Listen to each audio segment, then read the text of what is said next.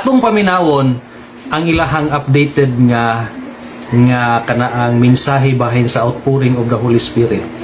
Kay napakyas man atong December 18. So December 18 nagdali-dali po sila og record din ilang gi-post gud anang pitsaha 18, no?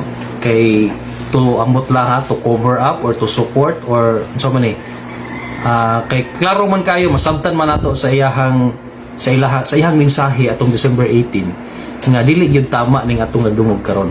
Kay lahi man totally different man gyud siya, no? Kay atong paminawon naraw lahi na ni siya nga tawo pero kauban ra gihapon ni nila kani kauban ako ni didto gihapon ning bataan ni usahay sayangan kay ka ba kay sa una pa lang bata pa ni siya makita ginamo nga naagi potential bata agyud nga kuan kanaabang gamiton gyud unta sa Ginoo, no? Kay maaygid mo istorya maayog panabot pero sayangan ka kay sa bakak gyud niya gigamit yang talento. So makita ninyo karon unsa akong buti pasabot tanawa ha paminawon ninyo unsa ni kamaayo mo istorya bata. Kaya atong paminawon mao ni ang ilahang mensahe nga gi-release atong December 18. Okay? Na around 1 day ago. But maklaro ba? Kani nga part 1 day ago. Na. So atong paminawon The coming of Christ is drawing near. We might begin to ask ourselves, my brother, when will this outpouring take place? Are we to gather together and await the cloven tongues to manifest to each individual? Or how many days are left till this promise of the outpouring will come? And when exactly will it be? Nawa, murag AI mo istorya, no? Grabe mo istorya bata, maigig kayo, no? Talentado gid siya, naagid siya gift sa pag-istorya pero mo lagi og di mo magamit sa tama.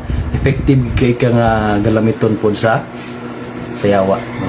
So bata kay balo, unsay plano sa Ginoo aning bata. So atong padayon og tanaw, iyang question actually dugay taas gihapon niyo, 27 minutes ni siya pero gidirect ra nato diri sa 13 minute kay naa diri ang kanaabang puntog yun nga atong kuwaon para dili ta mataas ato ang live.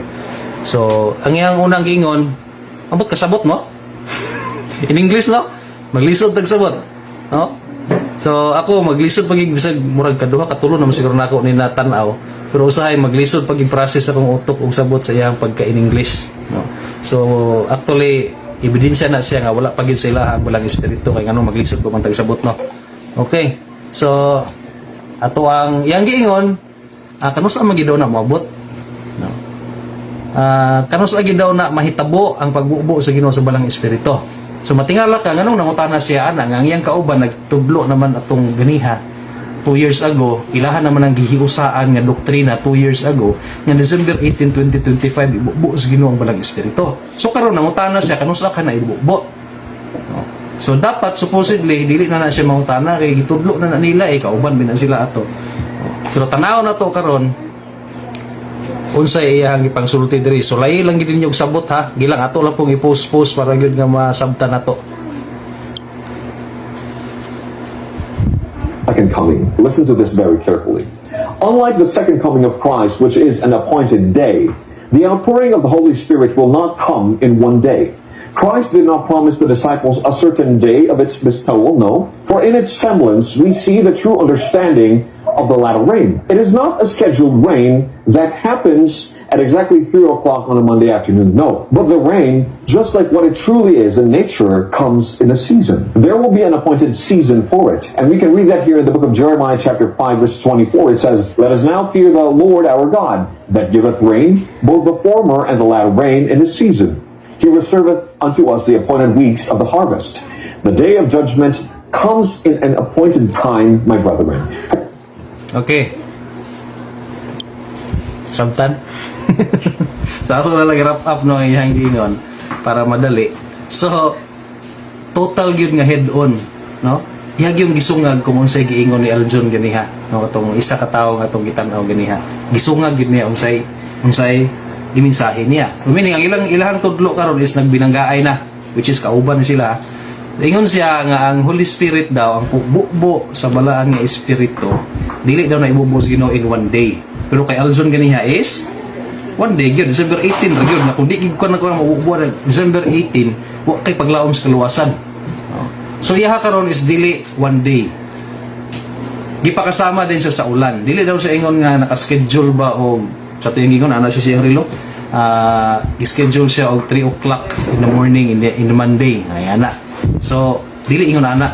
Wala i-schedule, dili daw i-schedule. Pero yang kauban ganiha schedule. Actually, dili man tumugawas nga mensahe sa iyang kauban ganiha kung wala na nila hiusae.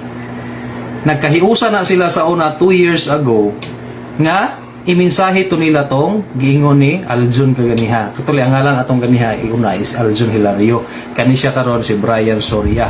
So kining katong gimensahe ni Aljun Hilario nga magkiniabang ibubo sa Ginoo ang balang espiritu sa December 18, 2025. Dili man to iya-iya ra.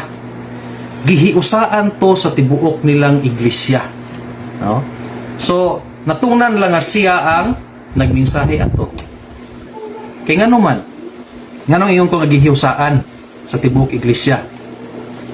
Kanang ilang ginahimo nga missionary effort. Moadto sila og syudad. Manghatag sila og mga tratados, mga basahon. Kana pa lang daang pagpanghatag, gasto na siya. Tubil, gasto na siya. Dayon pag-rent nila sa hotel, kay kanang function room sa hotel ilaha man ang rentahan. Gasto na siya. Mag-book pagid na og mga kwarto ang uban nga mga ministro diha para di na mahasol og uli-uli. Gasto na siya. Na?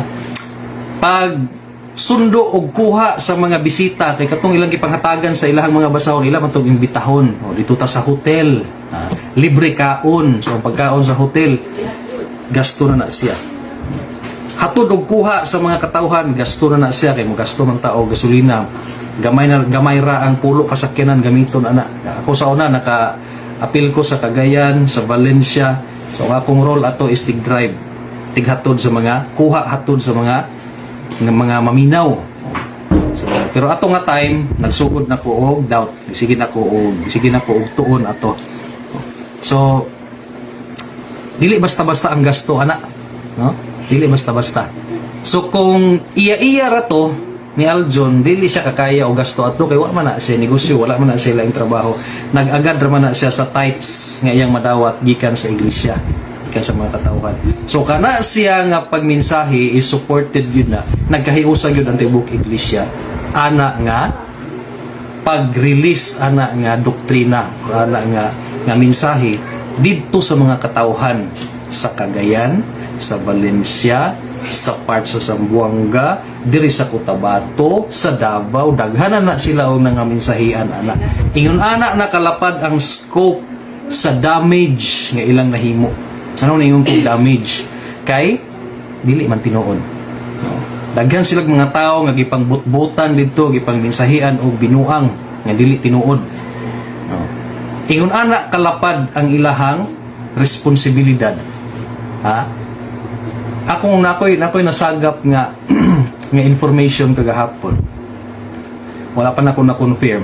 Pero ingon nag-apology daw si Brother Aljon Hilario. Tungod kay ang iyaha daw mensahe anong December 18, 2025 nga bubuan sila sa Ginoo sa balang espiritu, dili daw na tinuod. Mali daw to ang iyang gimensahe. Ha? Ang akong pangutana aha man siya nag-apology. Kaya wala man ko'y so far nakita diri sa YouTube nga nag-apology siya diri. Igamit nila ang platform sa YouTube para mag-spread ana nga bakat nga mensahe. Supposedly diri siya mangayo og apology. Kaya di naman to niya maisa-isa tong mga tao nga ilang ipang-invite sa Davao. Ilhalgo tong isa-isahog adto mga sila og pasensya didto nga tumao ang among na mensahe ha nga December 18, 2025 di tumao. So it should be diri siya mag-apology sa kining ilahang gigamit nga diya sa YouTube para ma-clear ang ilang damage nga nahimo sa bawat isa ka tao dito nga nakakita, no, naka-view.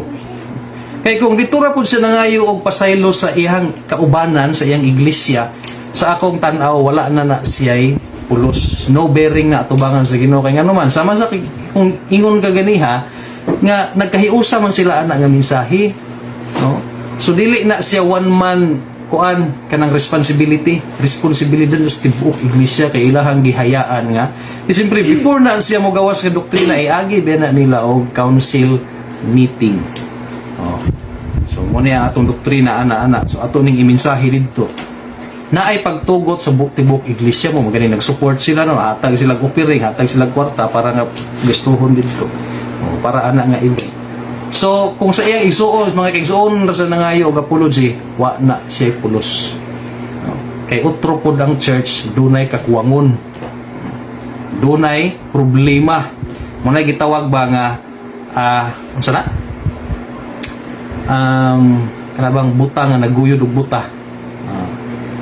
So, buta ang ministro, ang iyahang giwalihan, mga buta pod. So, sa gingos Biblia, mga tagak gina sila dito sa ditch, sa gahong, sa bangag, o sa kanal.